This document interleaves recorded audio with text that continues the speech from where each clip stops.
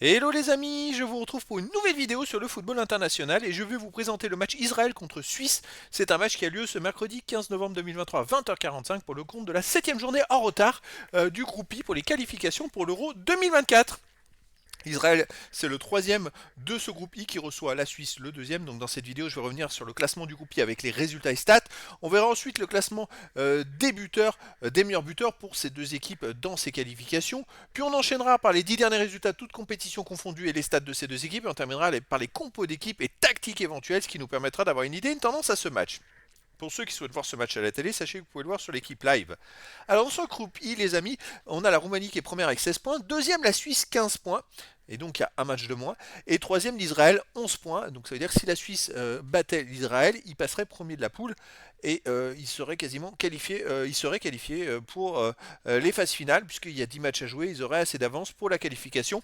L'Israël de son côté n'a pas tout perdu, s'il gagne, il reviendrait à un point de la Suisse et 2 points de la Roumanie, il resterait après 2 matchs à jouer pour la qualification. On peut voir d'ailleurs que les derniers résultats, par exemple, le Kosovo a battu l'Israël en match en retard début novembre, je crois. Et sinon, l'Israël, après sans cette contre-performance, l'Israël serait classé dans les premiers. D'ailleurs, le Kosovo est revenu avec 10 points et vient titiller un peu les équipes de devant au classement. Au niveau des buteurs, alors pour la Suisse, on a Amdouni qui a 6 buts dans ses qualifications. C'est énorme, 6 buts en 7 matchs. Il est 5e meilleur marqueur de ses qualifications. On a Stéphane pour la Suisse avec 3 buts. L'Israël, le meilleur buteur Gluck avec 2 buts. Après, il y a des joueurs à 2 buts et 1 but. Pour les 10 derniers résultats, toutes compétitions confondues, l'Israël, c'est 4 victoires de nul, 4 défaites, 14 buts marqués, 15 encaissés, moins de différence de but. C'est une équipe qui, après, vient de perdre justement le 12 novembre, mais avant, ils n'avaient pas joué depuis 2 mois, et c'est dommage parce qu'avant, ils restaient sur 3 victoires et un nul en 4 matchs.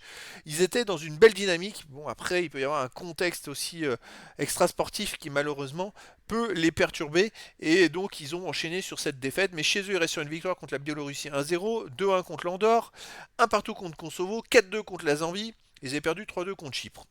La Suisse, de son côté, sur les 10 derniers matchs joués, c'est 5 victoires, 3 nuls, 2 défaites, 24 buts marqués, 17 encaissés, plus 7 de différence de but. Et surtout, la Suisse est invaincue depuis 7 matchs, depuis la défaite qu'ils ont fait en huitième de finale contre le Portugal en Coupe du Monde. Ils ont tout ils n'ont pas perdu. Derrière, ils enchaînent 4 victoires et 3 matchs nuls. Alors, ils marquent beaucoup de buts, mais dernièrement, ils en prennent quand même pas mal. À l'extérieur, ils restent sur un 2-2 au Kosovo, une victoire 2-1 en Andorre.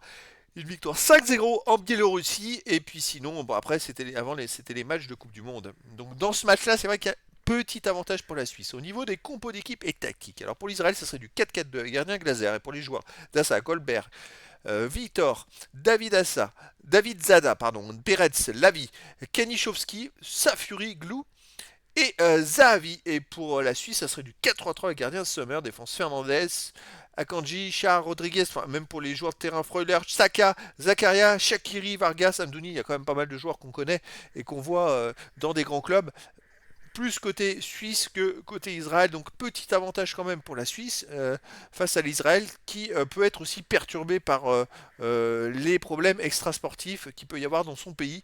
En tout cas, les amis, je vous donne rendez-vous ce mercredi 15 novembre 2023 à 20h45 pour le match en retard de la 7ème journée du groupe I pour les qualifications pour l'Euro 2024. L'Israël, troisième de ce groupe I, reçoit la Suisse, le deuxième. Voilà les amis, je vous dis à très bientôt pour une nouvelle vidéo.